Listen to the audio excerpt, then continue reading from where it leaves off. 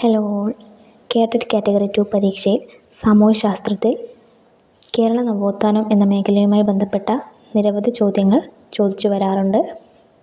കേരള നവോത്ഥാനവുമായി ബന്ധപ്പെട്ട വിവരങ്ങളാണ് ഈ വീഡിയോയിൽ ഉൾപ്പെടുത്തിയിരിക്കുന്നത്. എല്ലാവർക്കും വീഡിയോയിലേക്ക് സ്വാഗതം.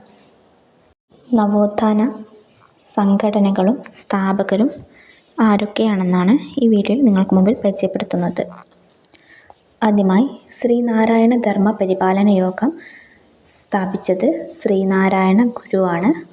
സമത്വ സമാജം വൈകുണ്ഠ സ്വാമികൾ, സാധുജന പരിപാലന സംഘം അയ്യങ്കാളി, ആത്മവിദ്യാ സംഘം വാഗ്ഭടാനന്ദൻ, ആനന്ദ മഹാസഭ ബ്രഹ്മാനന്ദ ശിവയോഗി, സഹോദര സംഘം സഹോദരൻ അയ്യപ്പൻ, പ്രത്യക്ഷ രക്ഷാ ദൈവസഭ പൊയ്കയിൽ യോഹന്നാൻ, ശൈവ പ്രകാശ സഭ തൈക്കാട് അയ്യ, ജാതിനാശിനി സഭ ആനന്ദ തീർത്ഥൻ, നവഭാരത യുവക് സംഘം എ.വി. കുഞ്ഞമ്പു.